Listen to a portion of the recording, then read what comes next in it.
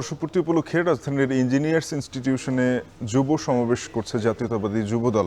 সমাবেশের খবর জানাতে যুক্ত হচ্ছেন সহকর্মী জাওয়াদ মাহমুদ। জাওয়াদ, সমাবেশে যুবদল নেতারা কি বলছেন, কি বার্তা দিচ্ছেন জানাবেন।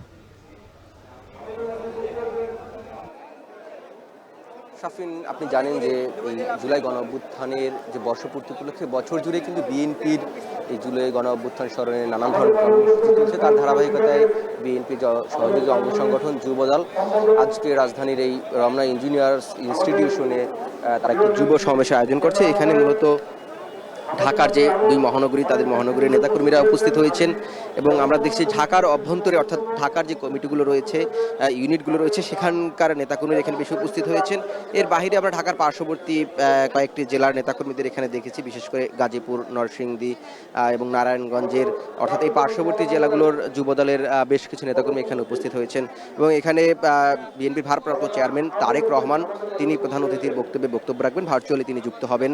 আনুষ্ঠানিকভাবে এটি 3টায় শুরু হয়েছে মূলত এই অনুষ্ঠানটি এবং এছাড়াও বিএনপির মহাসচিব মির্জা ফখরুল ইসলাম আলমগীর তিনি এখানে বক্তব্য রাখবেন বিশেষ অতিথি হিসেবে। কেন্দ্রীয় নেতারা এখন এখানে এসেছেন এবং পরবর্তীতে ধীরে ধীরে কেন্দ্রীয় নেতারা কথা বলবেন। এই ছিল এখন পর্যন্ত আমার কাছে যুব দলের যে যুব সমাবেশ তার সবশেষ। রাজধানীর ইঞ্জিনিয়ার্স ইনস্টিটিউটে যুব দলের সমাবেশের খবর জানাচ্ছেন সহকর্মী জাওয়াদ মাহমুদ।